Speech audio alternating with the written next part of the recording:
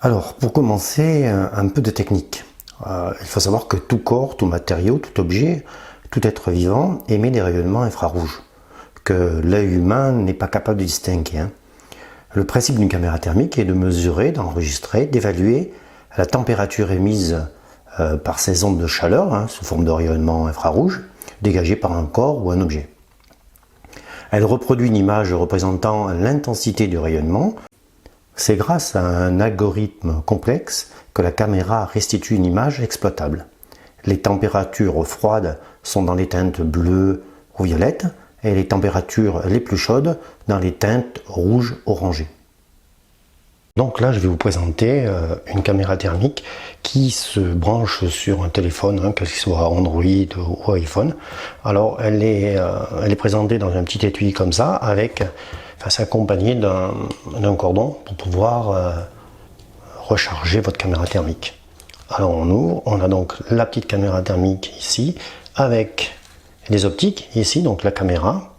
Ici, on a le connecteur pour brancher sur le téléphone. Ici, c'est pour un téléphone Android. Donc pour un iPhone, ça sera forcément un autre connectique.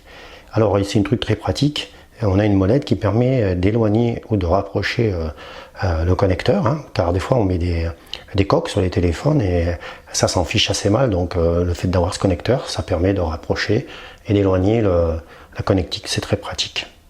Ensuite là, on a le bouton en marche arrêt pour mettre en route la caméra et l'éteindre, et ici là, on a un petit connecteur pour mettre notre câble de charge.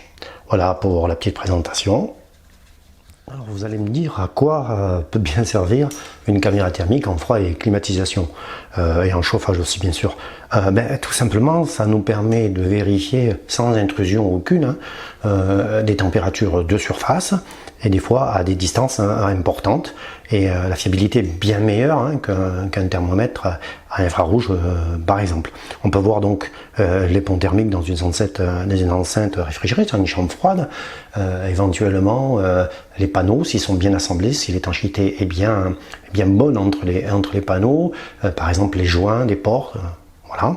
Ensuite on peut voir les points chauds sur les moteurs, les borniers, les paliers, les roulements. On peut vérifier les échauffements des courroies par exemple, sur les moteurs en entraînement par courroie. On peut vérifier les échauffements par exemple sur les contacteurs et sur tous les organes électriques. On peut aussi, et ça on l'a déjà fait plusieurs fois et c'est très intéressant, vérifier les pertes de charge sur le réseau aérolique. Car quand il y a par exemple une accumulation de chaleur, on contrôle par exemple la température sur un réseau de gaines et il y a une accumulation de chaleur par exemple dans un coup d'un T, on sait qu'on a des pertes de charge importantes. Voilà pour l'essentiel. Il y a bien d'autres utilisations, mais c'est l'essentiel.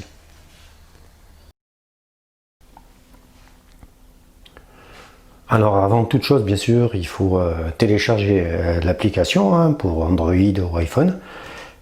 Ouvrir l'application.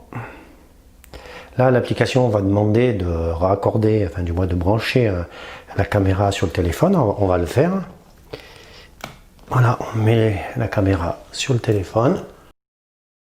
On a le bouton qui est ici. On appuie. On va avoir un clignotant rouge. Un petit moment, c'est un appui long. Et dès qu'il est connecté, écoutez, ça va être vert. Il faut attendre un petit moment. Voilà, le clignotement est vert. Donc là on est prêt et on devrait avoir une scène thermique qui s'affiche. Alors ici on peut voir que les zones les plus froides sont les zones bleues, bleues ou violettes, et les zones les plus chaudes sont rouges ou orangées. Par exemple si je mets ma main devant l'optique, on le voit de suite, la température elle monte pas mal, elle monte à 35 degrés, 34 degrés. Et les poussières, voilà. Je retire ma main. Là, je suis carrément sur une bouche de soufflage de climatisation. Pour l'instant, on souffle à 28,9 parce que la clé n'a pas démarré. Dès qu'elle va démarrer, on va voir descendre la température. On commence à descendre, je pense.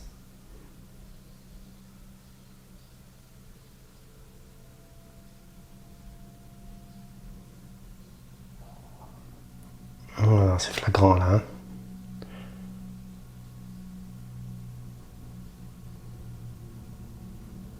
Voilà, on voit très bien descendre la température, il n'y a pas de problème, on descendait à 22 degrés.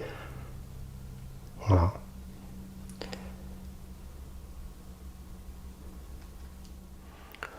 Alors dans cette vidéo, je n'ai pas détaillé l'ensemble des fonctionnalités de l'application, les menus, les sous-menus.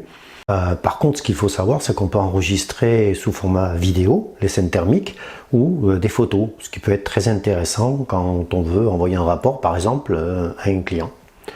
Voilà pour l'essentiel, j'espère que cette vidéo vous a plu. À très bientôt.